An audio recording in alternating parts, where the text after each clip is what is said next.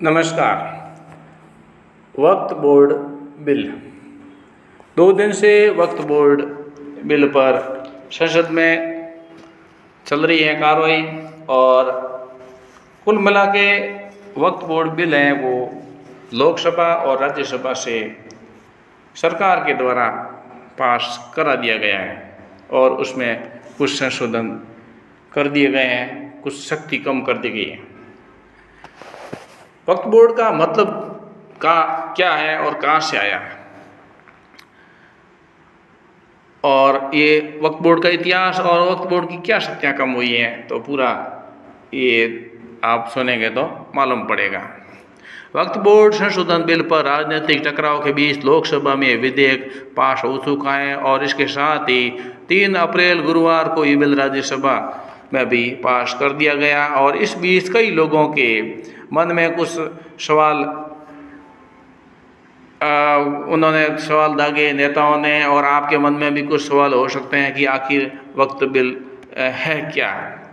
तो वक्फ बोर्ड कानून से जुड़े संशोधन विधेयक पर सर्वदलीय संसदीय समिति की चर्चा के बाद आखिरकार ये बिल संसद में 3 अप्रैल 2025 गुरुवार को संसद के अंदर लोकसभा में 288 सांसदों के समर्थन के साथ पास होता है और इसके विरोध में 232 वोट पड़े थे। इसके साथ ही राज्यसभा में भी बिल पास हो गया है और सबसे पहली बार इसे संसद के सदन लोकसभा में 8 अगस्त 2024 को लाया गया था और राजनीतिक दलों के इसके लेकर तीखी बहस छिड़ी थी। इस बीच यहाँ पर वक्फ बोर्ड बिल से जुड़े जो मूल सवाल हैं वो ये है कि वक्फ बोर्ड आखिर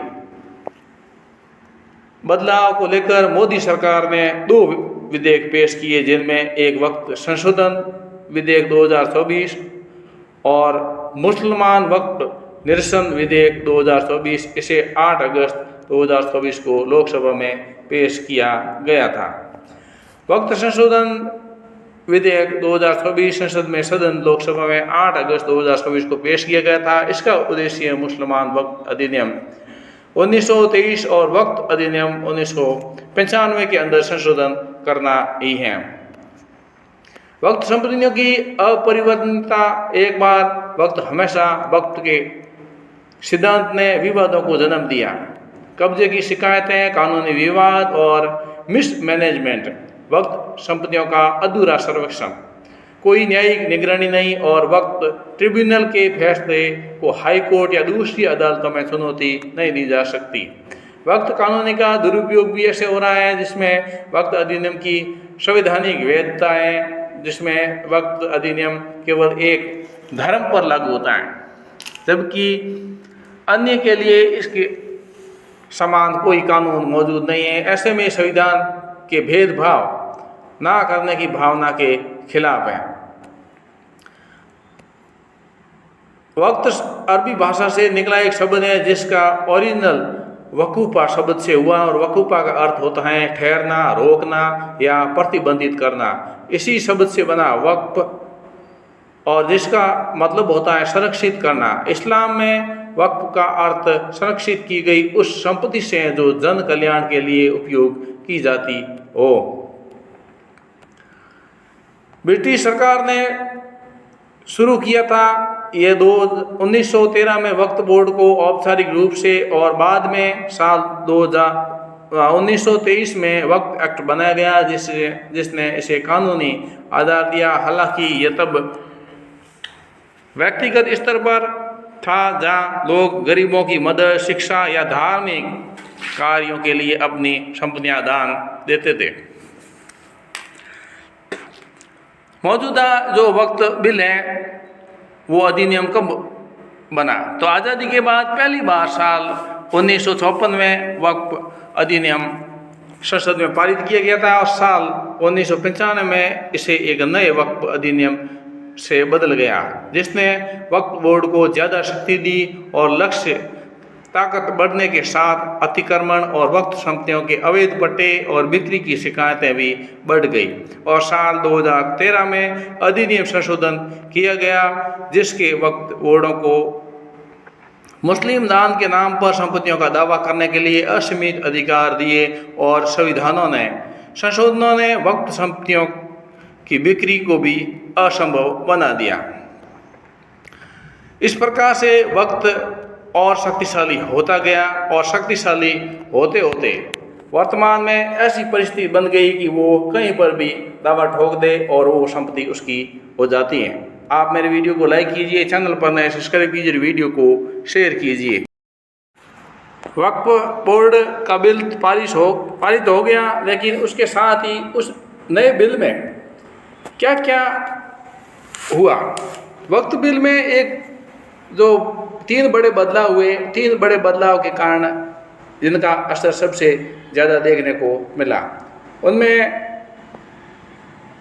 लोकसभा में और राज्यसभा में सरकार अपने ये बिल को पास कराया और उसी के साथ में 3 बड़ी बात ये है कि संरक्षित स्मारक वो वक्त की संपत्ति नहीं होगी, जिसमें बिल में सबसे अहम बदलाव ये लिया कि संरक्षित स्मारकों में वक्त संपत्ति नहीं माना जाएगा। इस संशोधन में तहत अब तक जिन संरक्षित स्मारकों को वक्त संपत्ति का दर्जा था वह खत्म हो जाएगा। इसके अलावा किसी संरक्षित स्मारक को भविष्य में भी वक्त में शामिल नहीं किया जाएगा। इसके बिल के क्लोज 4 में बदलाव किया गया है और दरअसल कई राज्यों में करीब 200 ऐसे स्मारक पाए गए हैं जो राज्य सरकार की एजेंसियों या फिर ASI द्वारा संरक्षित है, जिन्हें उन्हें वक्त की संपत्ति भी माना गया है। अब यह दर्जा समाप्त हो जाएगा और इस बिल से संरक्षित स्मारक पूरी तरह से सरकार के अधीन होंगे। वक्त में जिन पर दावा किया कि उन दिल्ली का पुराना किला, कुतुब मीनार, सफदरगंज मकबरा और हुमायूं का मकबरा शामिल हैं, अब ये सब दावे निरस्त हो जाएंगे। दूसरा, आदिवासी इलाके में ज़मीन नहीं बनेगी वक्त की संपत्ति। अब एक अहम बदलाव की बात यह है कि लोकसभा में सरकार के सदस्यों ने खूब चर्चा की, यहाँ तक कि किसी आदिवासी इलाके की ज़मीन को वक्त संपत्ति नहीं घोषित किया जा सकेगा और बिल में प्रावधान किया गया संविधान की 5वीं और 6ठी अनुसूची के मुताबिक जिस भूमि को आदिवासी क्षेत्र घोषित किया गया वहाँ की किसी संपत्ति को वक्त में शामिल नहीं किया जाएगा। और सरकार की राय है कि ऐसा इसलिए किया जा रहा है ताकि आदिवासी संस्कृति का संरक्षण किया जा सकेगा, उनके हितों की रक्षा हो सकेगी। वक्त के फैसलों की DM समीक्षा करेंगे एक और उसकी टाइम भी लिमिट तय कर दी गई है। तीसरे बदलाव की यही मुख्य बात है कि अब वक्फ बोर्ड की ओर से पारित किसी भी प्रस्ताव के लिए 45 दिन की टाइम लिमिट होगी, यानी वक्त के फैसले जस के तस तुरंत लागू नहीं होंगे। इसकी बजाय 45 दिन की एक अवधि होगी। इस दौरान DM की ओर से उसकी समीक्षा की जाएगी। सरकार के सूत्रों का कहना है कि इन बदलावों को मंगलवार की रात को ही बिल में शामिल किया गया था और फिर बुधवार सुबह इसकी कॉपी संसद के सभी सदस्यों को दे दी गई थी। इस प्रकार से ये 3 मुख्य जो बदलाव हैं वो इसमें लगाए गए हैं। तो इस प्रकार से ये वक्फ बोर्ड की जो शक्ति है वो कम हो जाएगी और भविष्य में वो जिस पर भी दावा करे कि ये ज़मीन हमारी, ये एरिया हमारा, वो ऐसा नहीं हो पाएगा। वीडियो को लाइक कीजिए, चैनल पर नए सब्सक्राइब कीजिए, वीडियो को शेयर कीजिए। बहुत बहुत धन्यवाद। जय हिंद।